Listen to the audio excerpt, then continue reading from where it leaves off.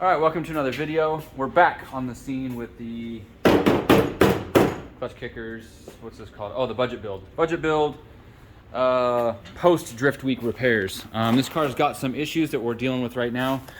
I didn't film the whole process, but Wes got it torn down pretty good. We got a few issues I've talked about. We've got an oil leak we're about to look at. But before that, we were trying to figure out the tension rod brackets, and we welded up the ones that I got from Derek, and it didn't fit on the chassis. So we started looking a little bit closer, and the lower radiator support, lower radiator support is definitely bent, like big time. So nothing lines up. And that's what I was worried about when I was initially doing this the way that I did. I cut out a lot of support, but I thought maybe there would be enough left over, and there definitely was not enough left over. So what I normally do on these cars is I do a tube or a piece of roll cage tubing across there, and then build little brackets to hold the tension rod tabs to hold the tension rod bracket. I did not do that on this car, and it's looked like it's a problem. It's come around to bite me. So we're gonna have to fix the lower radiator support for sure. Aside from that, we do have some problems up here as far as oil leak. Did we put used seals in this motor? No, I'm fairly sure we put it new. Really? They're different colors. Well, that one's like pushed out. Well, yeah, I'm wondering what's going on here. Anyways, we've got leaks coming from up here, so that is definitely an issue. So we're gonna look a little bit further into that. But Winter Jam's coming up, so I want to get this stuff sorted out. I called Rob Parsons about his tube front end kit, and he may or may not have it available. I wanted to try and get this done ASAP. If not, we'll just do a tube across it and do it how I've done it on previous motors. But we've got that. We've got the oil leak, and then I got some new parts coming from GK Tech, which is a bunch of rear arms and then a front sway bar, which I wanted to test out as soon as possible. So I'm hoping that stuff shows up before Winter Jam at Sonoma. Also, the turbo's bad, so we're gonna swap the turbo. I got a Garrett GTX legit turbo core that it's brand new, but it had a piece of air filter metal stuff sucked into the fins on the intake. So it destroyed the front of the turbo. And I thought, well, if it's a brand new bearing and everything, what if I took the fins off my Chinese turbo that's going bad, put them on that Garrett unbalanced, and just cross my fingers and hope, because I got that turbo for free.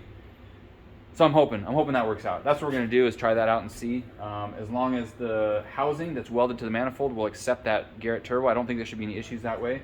Then everything should bolt up and be just fine. So those are the things we got. I'm also gonna add a flex fuel sensor and electronic boost controller, and I put a speed sensor in the diff. I'm gonna run that up to the ECU. So I've got to wire some things to the ECU and then do all this other stuff. But as far as the engine mechanically, like, it's doing really good. Oh yeah, I need to run a compression test also and see how that comes out. But we got a little bit of work to do and not a lot of time, so we're gonna get to it. But I just wanted to update this and kind of show the process of, like, you know, after drift week, what actually happened and like what's it take.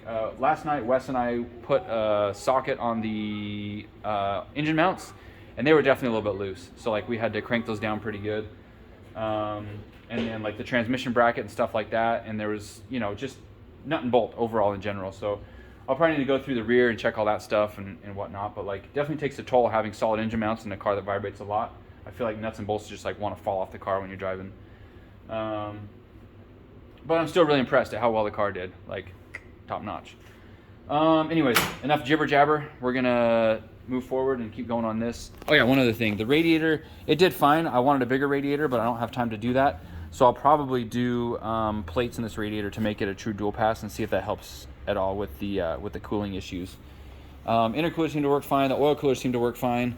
So I'm not super worried about that stuff. Everything else is pretty good considering how short amount of time we had to put this car together. Things actually worked out really well, so good job, us. Pat on the back. All right, so we have a plan of what we're gonna do. Wes got the front of the motor put back together. It was just this cam seal that we changed. Luckily I had one on the shelf and we glued it in because it wasn't like super tight. I don't know why. I had that problem, if you remember, on my Cresta. If you guys have been following me that long, the Cresta one would always pop out. I had to glue it in, so this one we glued in.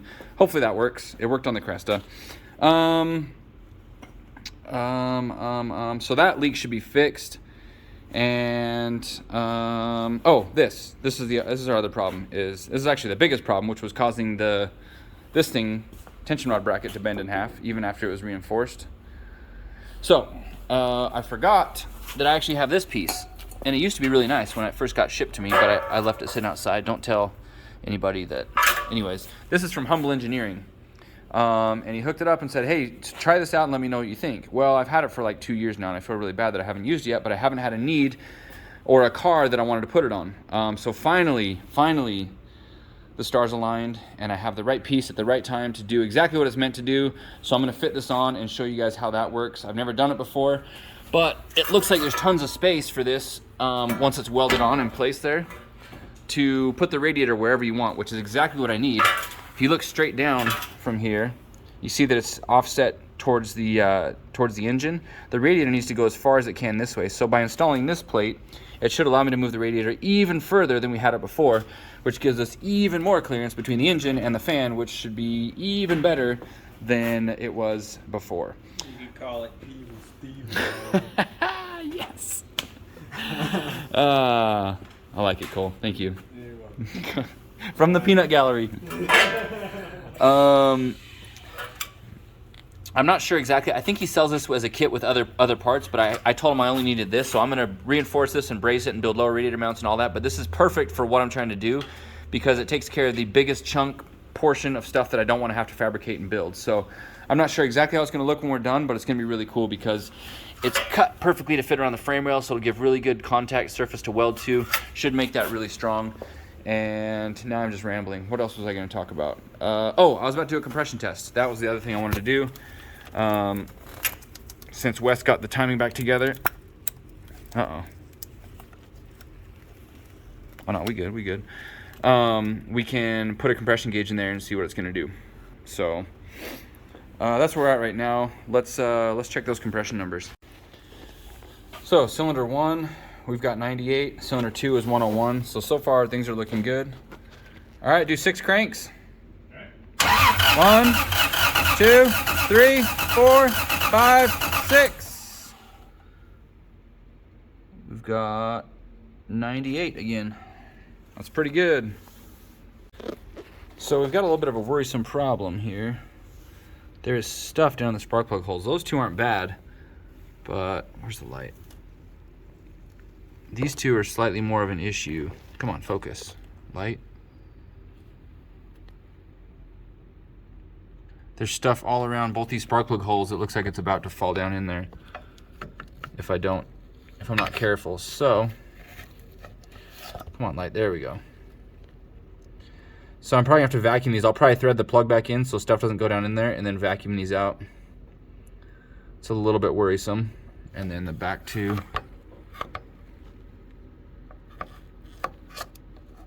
Oh yeah, there's tons of stuff down in there. All right, so I'm gonna do that before we go any further. All right, we got those holes all cleaned out. Number 4, let's go. 1, 2, 3, 4, 5, 6. 100. 100. Okay, number 5.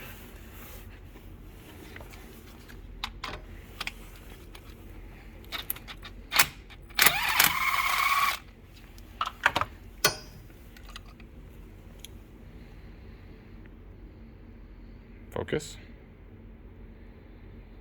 All right, whatever. I keep this with number 5 coil.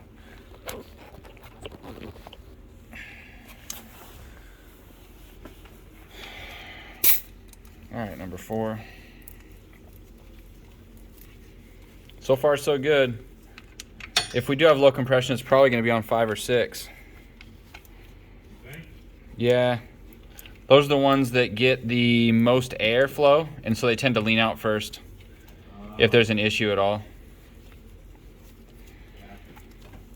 All right, hit it. 1, 2, 3, 4, 5, 6. Huh. What? 118. Oh. Yeah. Oh, what the hell? 116. Still, that's pretty high. Interesting. Very interesting.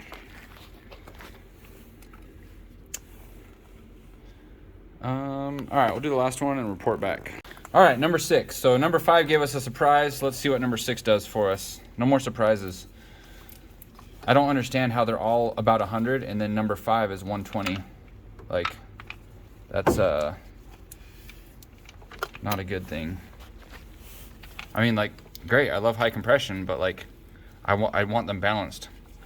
Maybe we'll have to damage the valve on number 5 to get it back down a little bit. All right, number 6, let's go. 1, 2, 3, 4, 5, 6. 116. All right, I gotta check the other ones. Maybe the tool was just warming up. It's possible it's affected by pulling out multiple spark plugs, you know? Maybe there's less resistance on the motor. Maybe. Whenever I see something odd like this, you just always got to go back and check. Double check the results.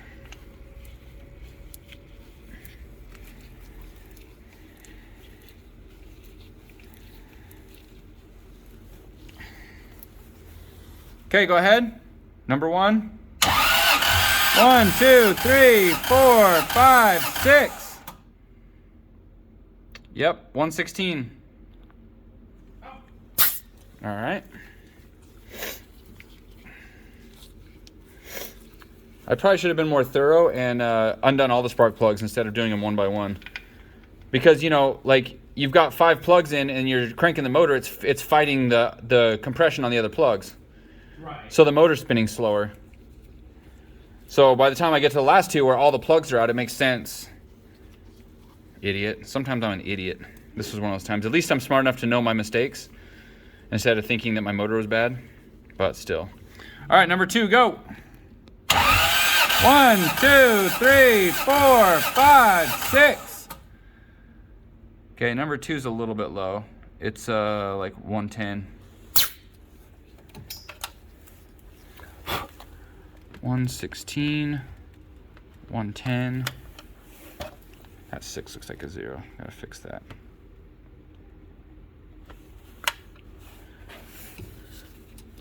All right.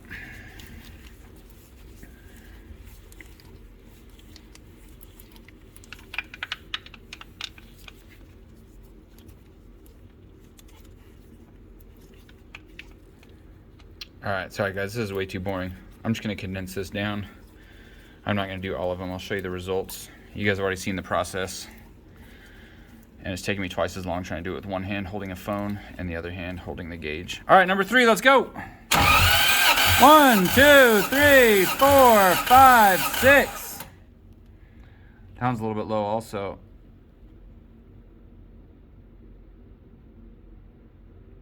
$104. All right, I need to do a little bit more thorough test here, find out what's actually going on. Be right back. All right, so here's the results of the compression test. This was the first test before I had the throttle body open and all the plugs out. I went back through to double check it with all the plugs out and with the throttle wide open. And we've got some wildly varying results here. The difference of the lowest to the highest is 103 to 131. That's pretty significant. This is probably the one that is making the sound when you, or maybe it's the high one that's making a sound when you crank it. You can just definitely hear one cylinder sounds different than the rest on cranking. Either way, this needs to be addressed. I'll probably do a leak down. Well, I mean, I'll definitely do a leak down tomorrow and figure out if we're leaking out of the valves on all these. I can't imagine like we broke a piston or ring. These are forged pistons. It's a brand new block. It was machined very, very well. So I don't know. A little bit frustrating. I mean, the car runs so good though, but I want to figure this out. I'll probably take it to Winter Jam before we pull the head or do any work, but at least I'll have an idea on the diagnosis. That way if it gets worse or something changes, I'll know what I'm looking at. All right guys, we're back at it today. This is the piece I was talking about from Humble Engineering. Brody actually looked up the picture and it's supposed to be mounted the opposite direction, which would be great for a stock radiator, but since we're using a radiator moved forward, it's actually perfect for what we're trying to do. This is a good solution for that problem I always run into with needing to move the bottom of the radiator forward to fit a Taurus fan between the crank pulley on a JZ or an RB and all that stuff. You don't have that much room if you're doing a long 6-cylinder motor with a stock fan or stock radiator placement and a super thick fan. So this is going to work out just fine for what we're doing. What we are going to do is plate the front of these to probably add a bash bar in the future, but either way I want to get those plated up. One thing we're gonna have to do is probably we're gonna build some gusset plates to strengthen this up.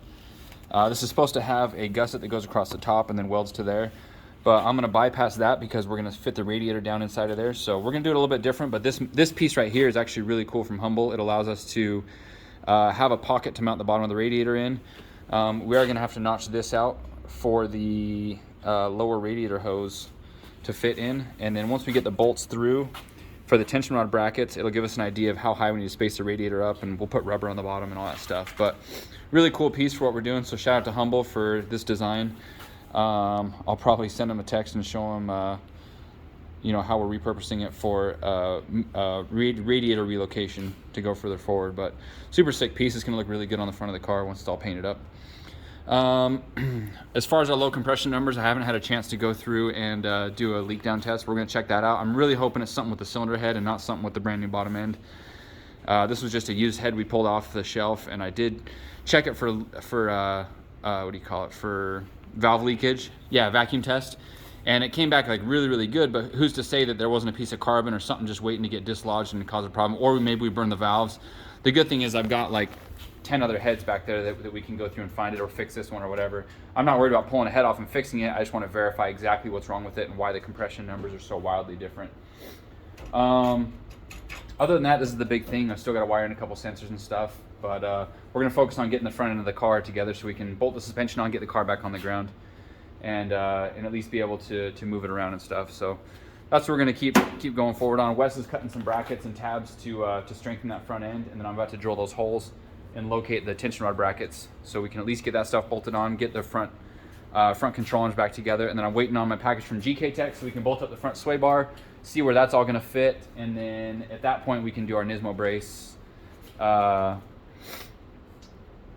make sure that it doesn't interfere with where the sway bar mounts up, because I've never done a GK Tech sway bar yet, so I'll show you guys that when it shows up also. All right, we're cruising along pretty good here. Getting these lined up. I'm actually using 1/2-inch hardware on these as opposed to the M10s that it comes with.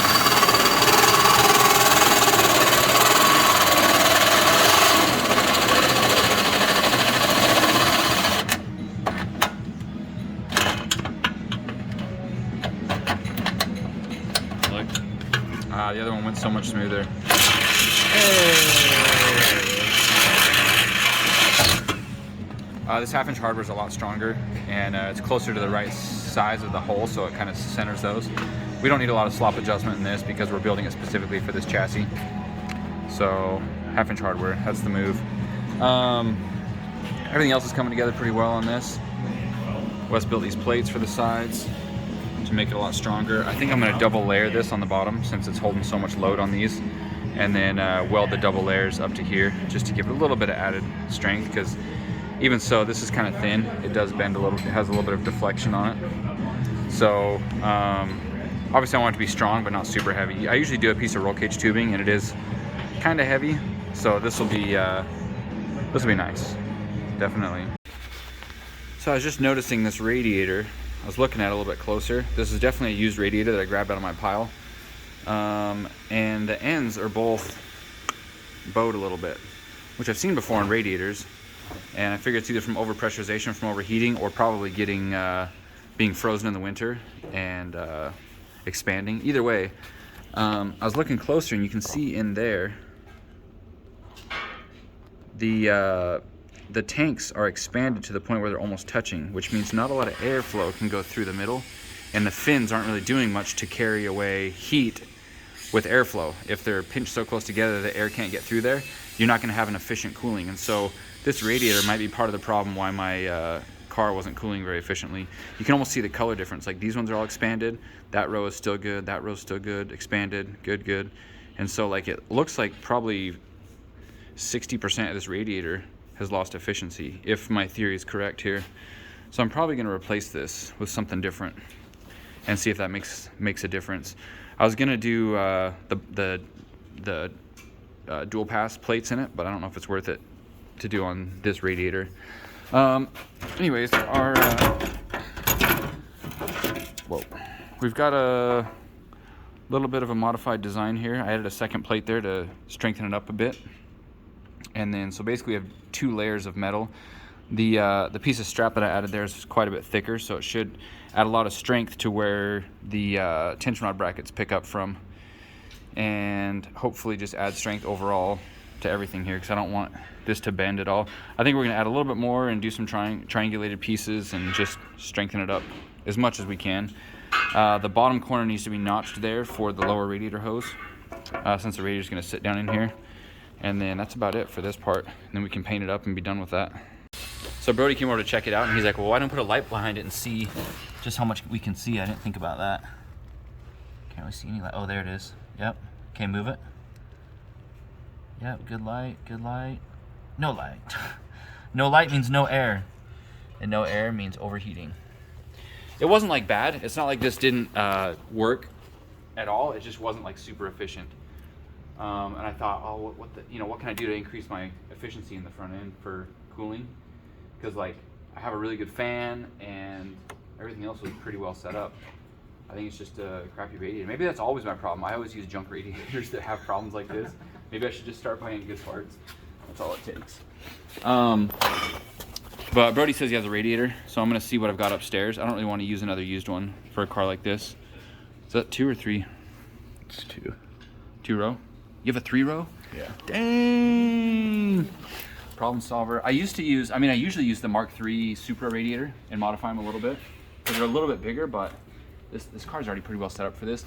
And since we're redesigning like the lower radiator mount, I can pretty much get away with putting a different radiator and just rebuild whatever brackets and tabs I was going to use anyways. So that's probably what we'll do.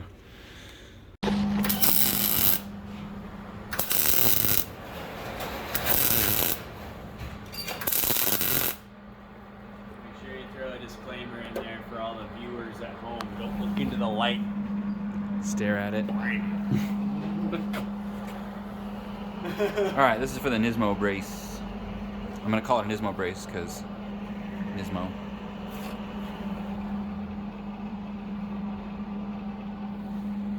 I don't know what I'm doing here.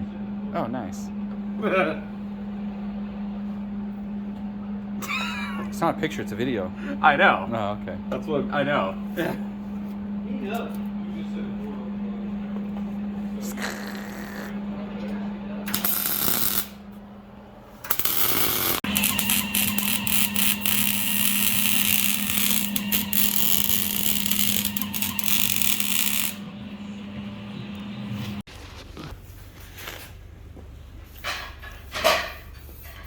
That's a fine looking piece.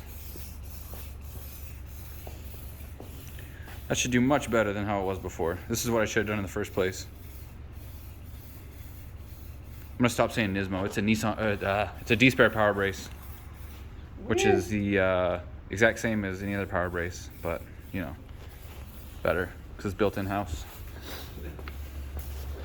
So this is all coming together pretty well. I put those 1/2-inch nuts and made them captive, so that should make things a lot easier. I've still got to notch this out for the lower radiator hose, figure out exactly how high the radiator is going to sit, and then box these up, and then I think I'm going to do a tube front, or at least a partial tube front. We'll see how that goes. I've got a plan that I'm going to see if it comes together or not. All right, guys, we're back in the shop today. We had a chance to finish this up, and Wes painted it, and it dried overnight, so we're going to get that installed.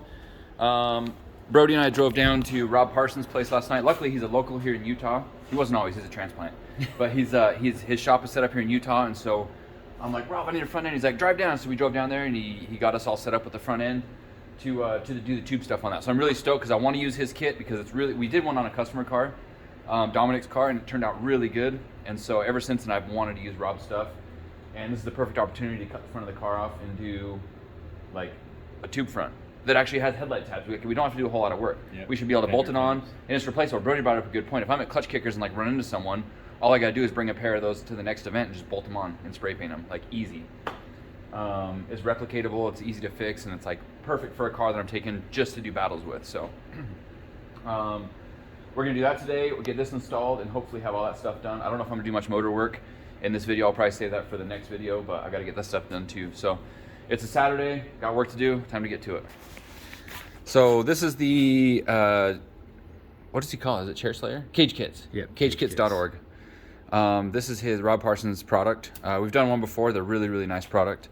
But we'll show you how this is gonna go together. Basically, we gotta cut the front of the car off with a nice line right here, which will allow us to slip this plate over. And this is kind of one of the integral pieces because this ties the tube front up to the shock tower, which is very, very structural in holding the front of the car together, right? So this needs to line up really nicely, which he's got it cut so well that if you make your cuts in the right area, this thing slides right on and makes it really nice and easy to weld.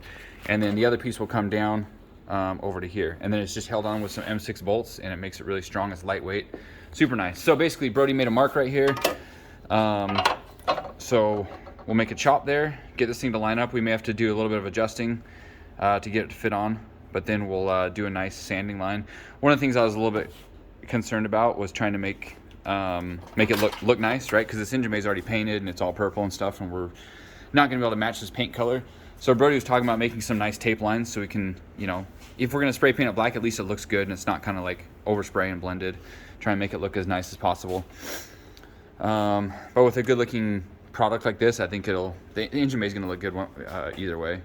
But basically we're getting rid of all this stuff, all the headlight mounts and everything, and then his kit actually has tabs welded to it for both the headlight mount and a factory hood latch, which is super cool. And since we're not using factory uprights, we'll have to build something to hold that. We'll probably integrate the intercooler mount and the oil cooler mount into whatever uprights we build. Otherwise, you can use your factory uprights if you're using all the factory stuff.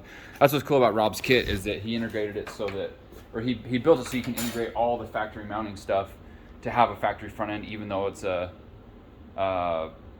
tube front. You can use all that stuff and your pop-up headlights will still work and everything, so that's pretty rad. All right, this poor car, I was never ready to cut. Ah! Go ahead.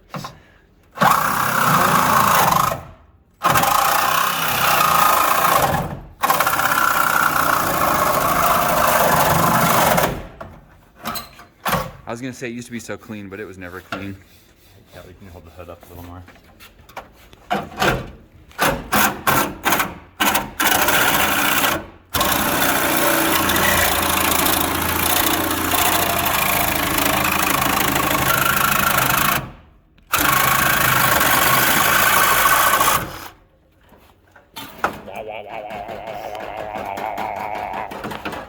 Well, when I do this side, that side moves.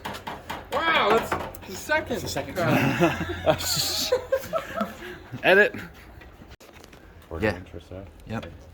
So this will give you an idea of kind of what you need to cut, and we drew a line of where we need to weld. So Brody's making an outline so that we can grind for the weld, and then this needs to be cut really flush that way, like flat, so the plate can fit in there. And then you have to make holes for the riv nuts to recess into the shock tower. Other than that, it's pretty straightforward. And then this is really flimsy once it's cut. So we're less worried about getting this perfect right there.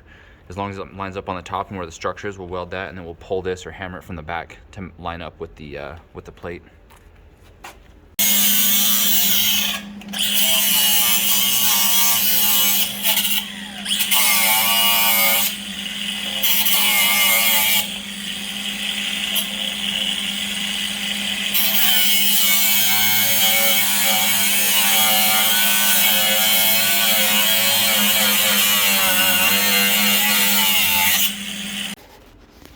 Okay, so we got these welded in. It's looking pretty good. There's Brody's tape line. I think that'll turn out looking really, really, really good. We did some reinforcing up here.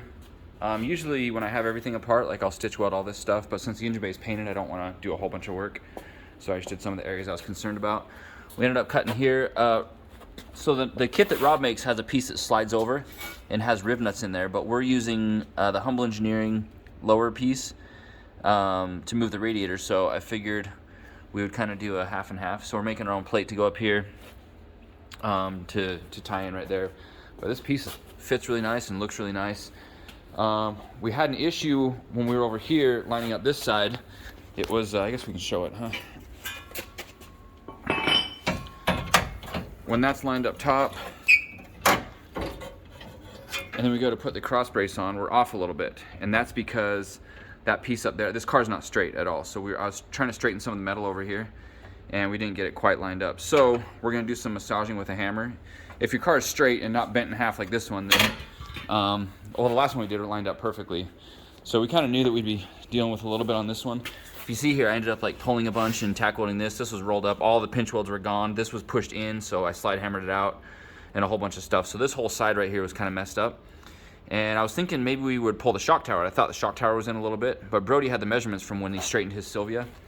So we took some cross measurements, and actually everything lines up pretty well. So I don't think this is the issue with the whole shock tower being moved. I think it's just kind of the metal around this area. So we're just gonna kind of massage. Angle in like that to drop it from. Oh, I see what you're saying. Because when it was bolted, it was like pulling it upward. Yeah, it was up and in. Down, it'll pull it down and out this way in the front. So I think this plate just needs to be massaged a little bit. So if we hammer a little bit right here, I think it'll get us where we want to be.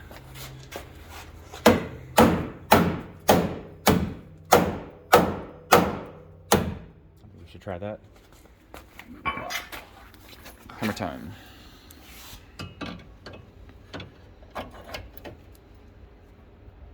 It's a lot better. Yeah, we're getting close. Still got a gap. Yeah. Might be kind of hard because that's a pretty strong plate. Yeah, this will like tighten into it, but it's moving easy. Oh, really? Yeah. Okay. I just didn't want to go too far.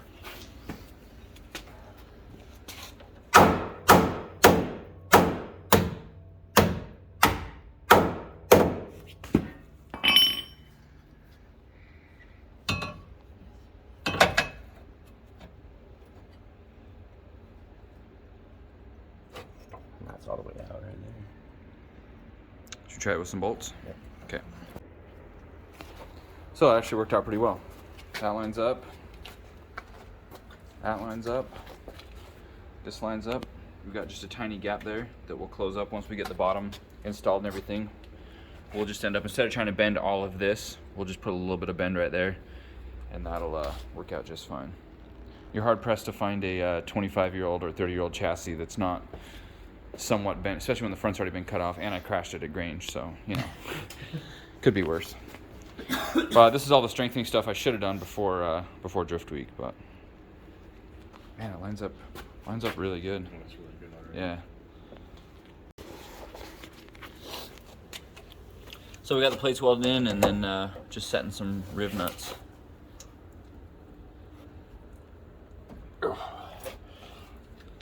Set.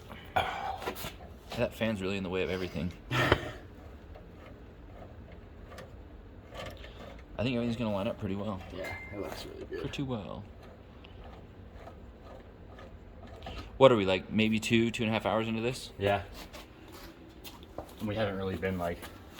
No, just been like kinda doing right. Yeah.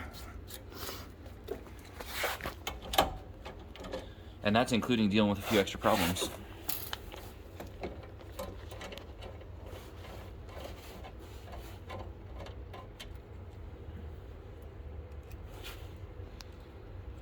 One thing I don't have a solution for yet is a bash bar, like a bumper mount. We had to remove the factory crash beam because it was bolted to some of the stuff that was on here. And to be honest, I'd rather really not have to use it anyways. So I may have to build a bash bar, which I don't like doing, but we'll figure that out. Stress test. Just bent the frame rail. About as much as damage as that's ever gonna see. So we just gotta drill those holes to M12. Yeah, okay. Be solid. So everything fits really, really well. The headlights bolt right up. If I had a different hood, not the wall hood, then I would use a factory hood latch for sure. I might repurpose that later. We may end up having to use that for like a oil cooler mount or something like that. We still got to figure out how we're gonna do the intercooler and all the brackets and stuff for that. I'm gonna use a different radiator. And then the hood pins we just found out are gonna fall right about here. So we'll make a little tab going between there and the radiator. Maybe we can integrate it into the mount. I'm not sure yet. We'll figure it out. But we got tons of room on the fan now. Whereas before we were like almost touching. Now we got all sorts of room. So that'll be nice. Yeah, it just fits and works. So, and like, yeah, just good stuff. So the next step, I'm gonna start doing radiator stuff, get the radiator to fit, brackets for that and all that. I want to finish all the fab and fender tabs and all that stuff, and then pull it apart and paint it.